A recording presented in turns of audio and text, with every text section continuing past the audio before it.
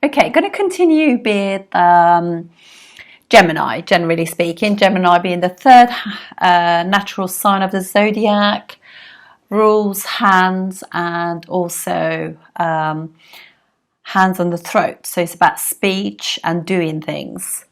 And basically, it says that these people love to be at home because first house ruler also rules the fourth house.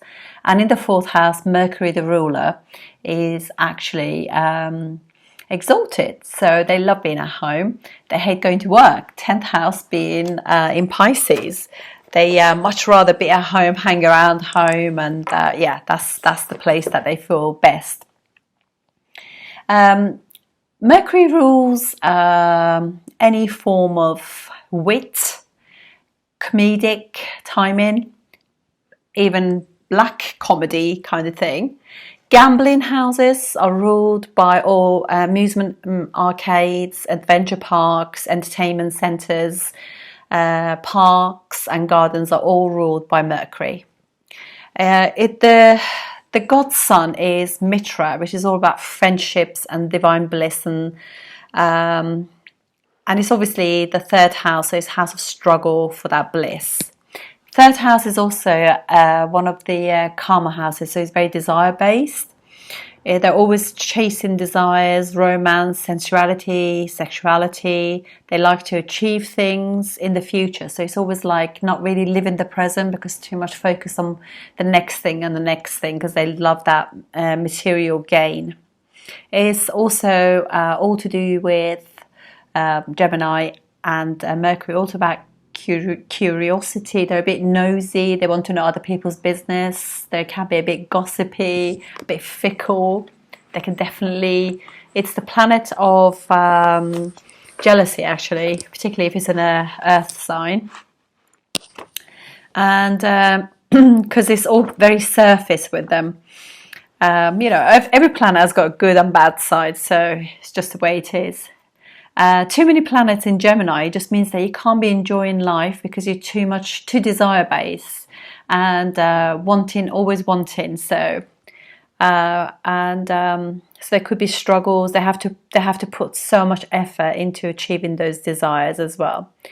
Yeah, and they like being at home. They like to be gaming or be on their mobile phones at home.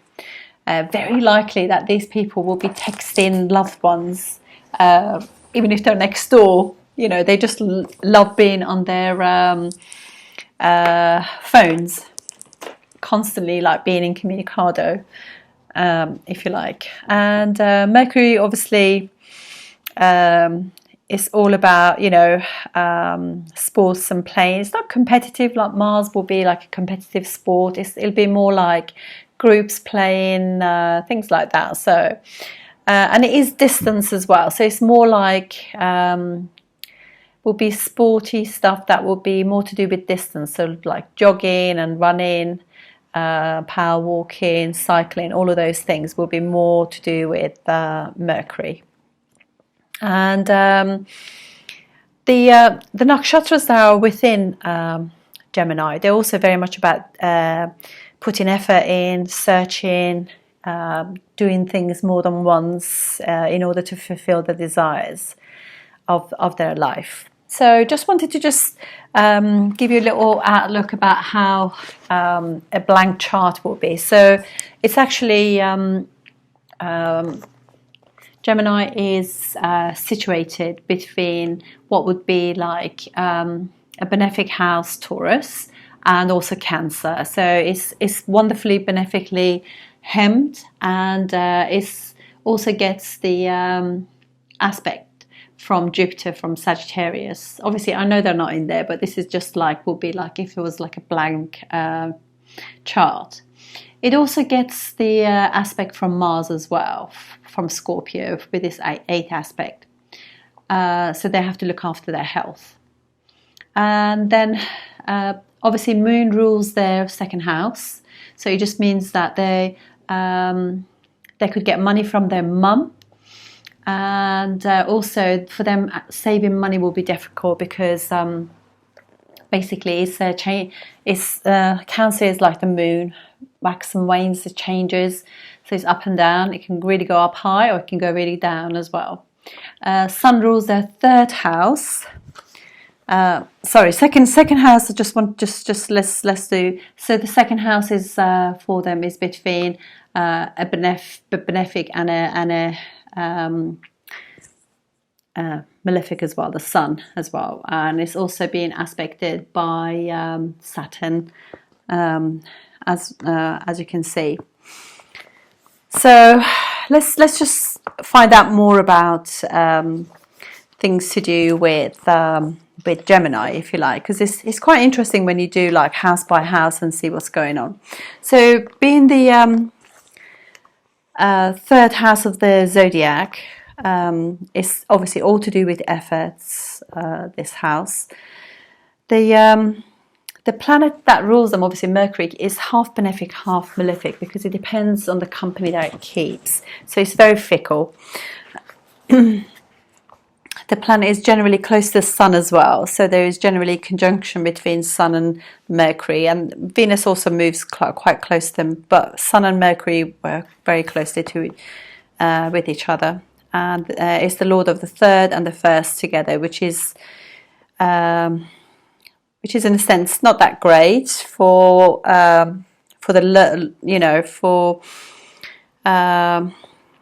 it can be difficult on Mercury. Not pleasant for much for the Sun either. Maybe friend of Mercury. It's a cruel planet, besides being the Lord of the malefic house, third house too.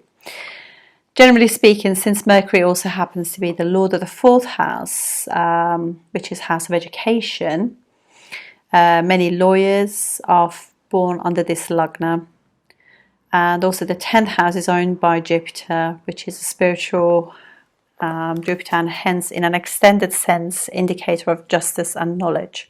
So that's how you can see they could be like lawyers, solicitors and barristers and judges. These people have a fairly good health unless Mercury or lagna is badly afflicted, and generally speaking they're not very robust in health. And we were just talking about the second house being moon ruled between Mercury and the Sun. This house has the aspect of Saturn, Mars and Jupiter, which means that these people are generally truthful, but they still have the capacity to make an untruth appear as a great truth, meaning that they can be very diplomatic. Birth during the waning moon, especially during the last week, is not very conducive to any great domestic happiness, and though Jupiter may be aspected in the second house, the aspect of Saturn and Mars generally indicates that some sort of want in their domestic happiness. So as far as the question of money is concerned, they are able to save money, but that generally managing to lose much of it, much of their savings, basically, just because of the nature of Cancer, really. Jupiter and Moon are friendly planets, so that really helps the situation. Okay, so because obviously Jupiter then will be aspecting from Pisces to the second house. The third house, obviously the Lord is the Sun, Leo, and it's between Mercury and Moon, so it's actually nicely packed between two friendly signs to the Sun. And Sun and Mercury are friends, and as is Sun and Mars. So this house has the aspect of Jupiter and Saturn.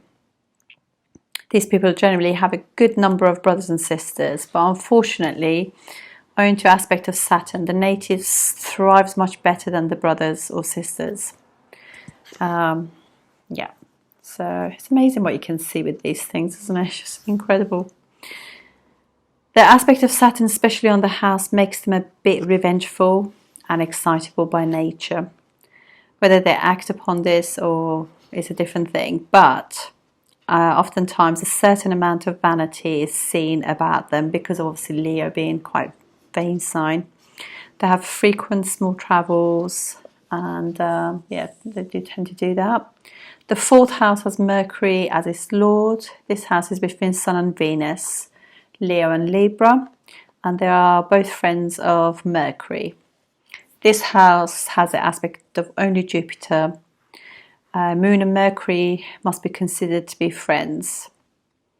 So also Jupiter and Mercury, although I don't really think Moon and Mercury are that friendly, but no, nevertheless. So hence they have a very good and respectable mother. But if Moon is badly aspected in the horoscope, then they lose their mother early in life. They have a decent education as they have a large circle of friends. The aspect of Jupiter on this house is indeed very welcome. So from Jupiter will be aspecting from Sagittarius, the 11th house, which is Aries. So in that, what they do not translate their wrongful thoughts into action. The 5th house has Venus as its lord, which is aspected by Saturn and Mars. So this will be Libras. Both of them are friendly with Venus, and this house is between Mercury on one side and Mars on the other side. So owing to the aspect of Mars, they have a very good intellect, but owing to aspect of Saturn, they do not have a quickness of perception. Know that Mercury and Venus are friends, but Jupiter and Venus are enemies. They have children, survive them. The aspect of Saturn brings them break of luck. They are fond of power and authority, but somehow they are not able to exercise it properly, which is very interesting, isn't it? Scorpio is a 6th house and is between two benefics, Venus and Jupiter, with the aspect of Saturn from Aquarius, obviously, and Jupiter, Mars and Venus. This position brings them a number of enemies, and it must be remembered also that Mars and Mercury are enemies, and their enemies are sometimes lifelong. Unless Mars is weakened in the horoscope, and Mercury comparatively stronger, the enemies keep giving them a lot of trouble during their life, more or less continuously. They're commonly subject to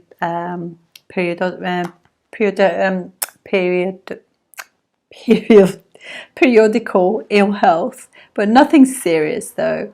Sometimes they run into debts as well, and very often they are cheated. The 7th house has Jupiter as its lord, and it's this house that's between Mars and Saturn. However, however much they are natural malefics, they both are friends of Jupiter. Jupiter and Venus are enemies. This house has the aspect of Mercury, hence they marry well and they are strong.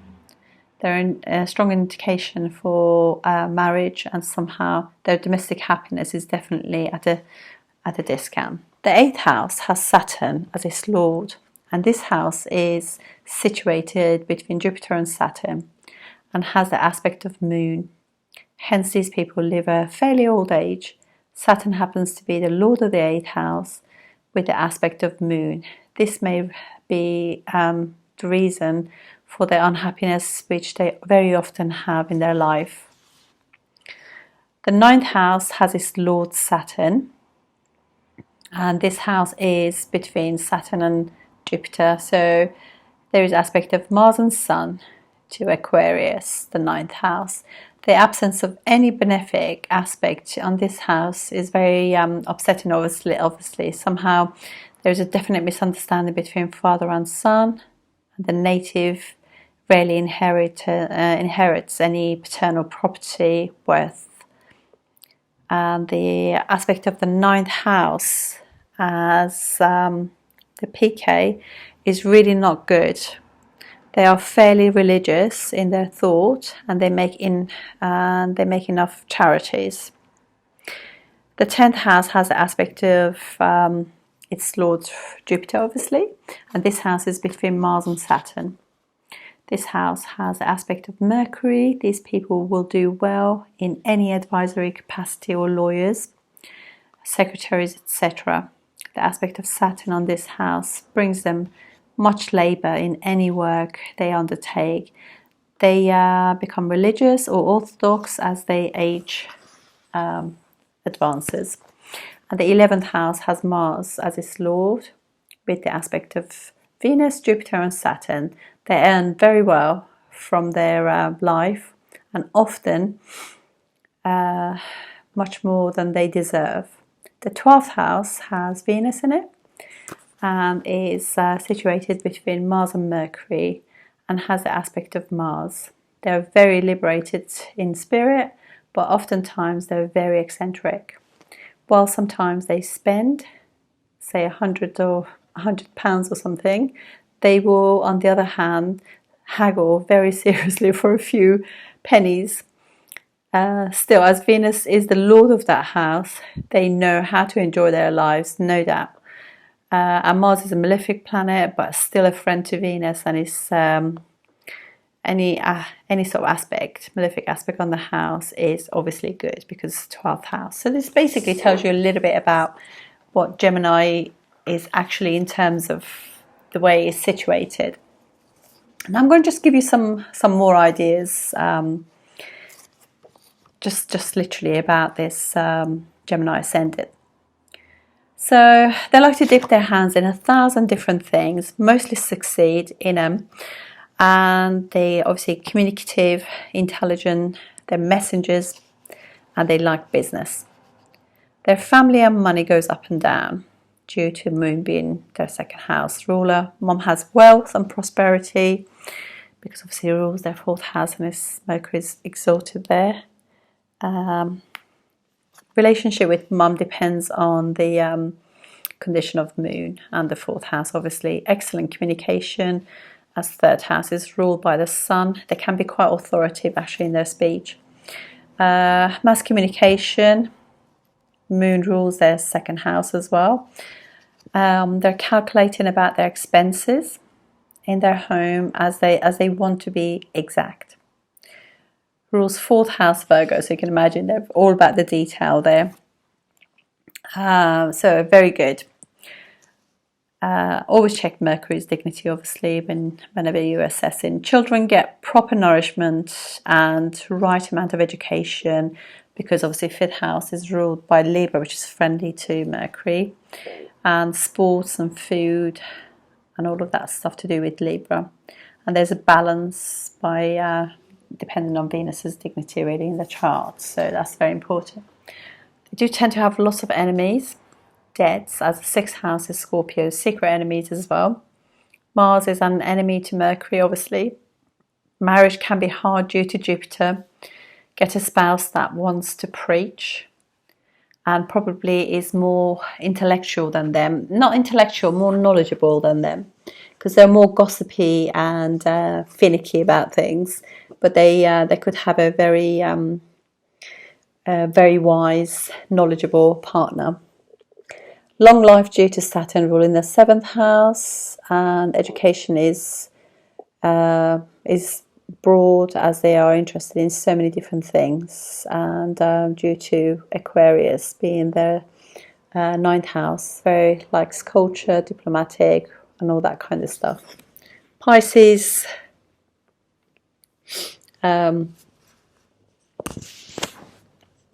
Excuse me.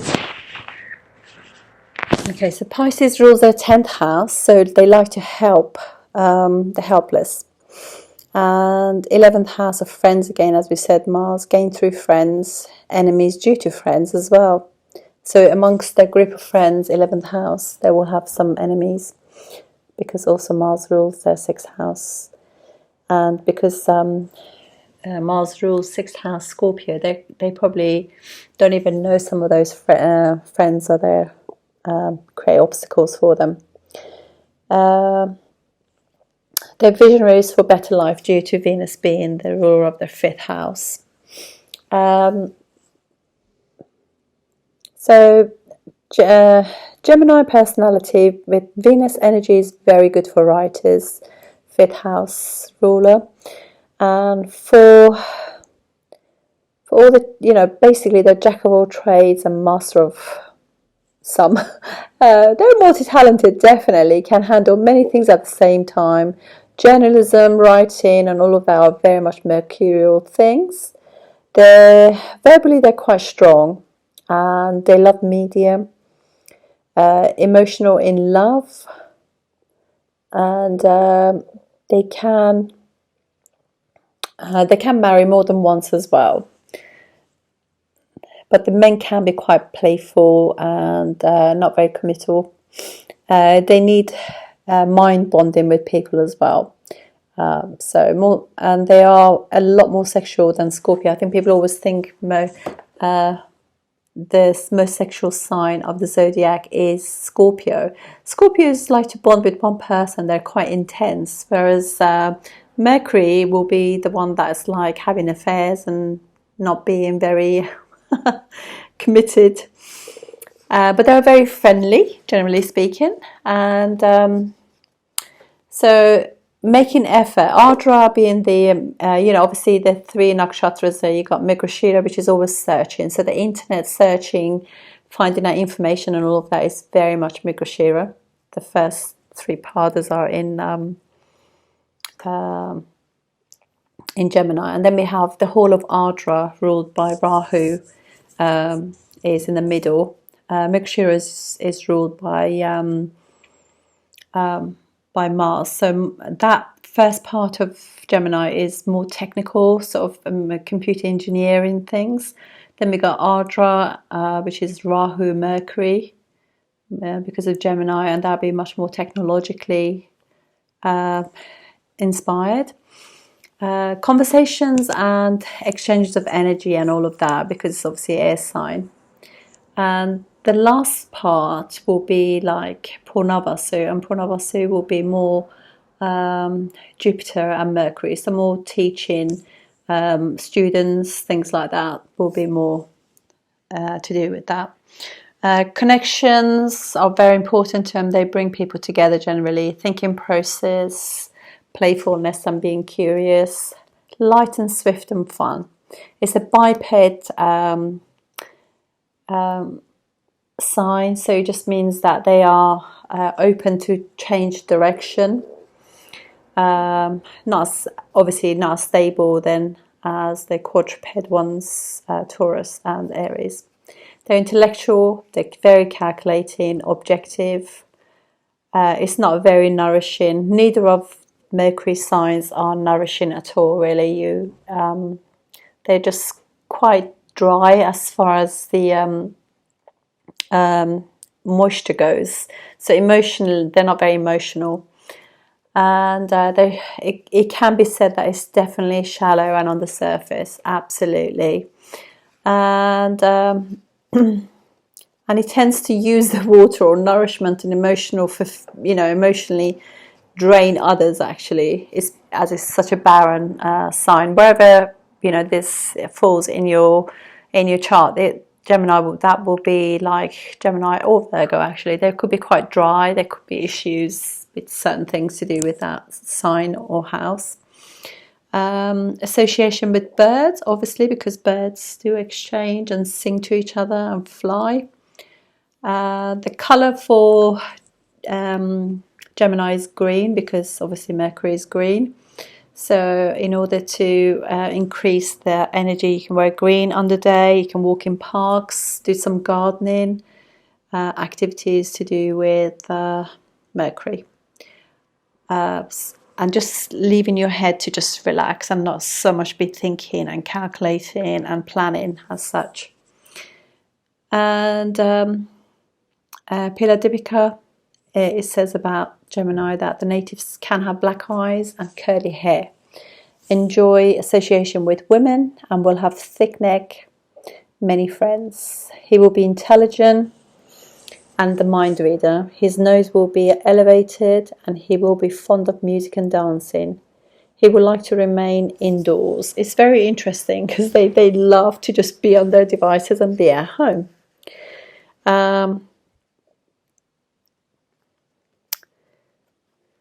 So here we have karma is control of speech and thoughts for Gemini. There's a love of education and teaching and learning as well. third house is learning skills, new things.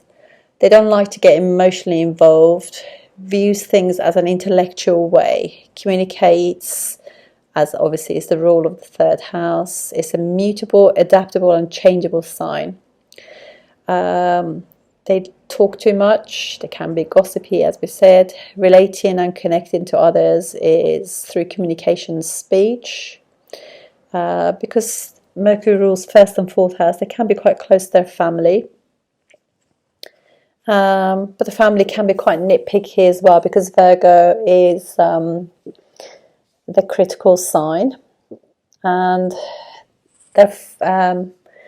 and then they could have also, we said that they could have money issues as well, money going up and down. Sun, obviously, vitality and courage is good, malefic for them to rule their third house. They're very ambitious, athletic.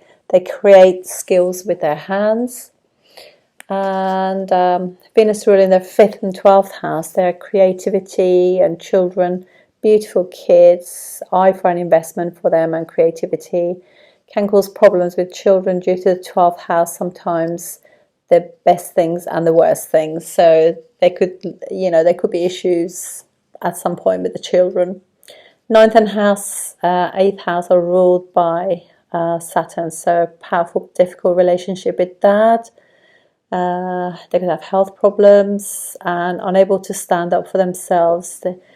Their dad not good with discipline.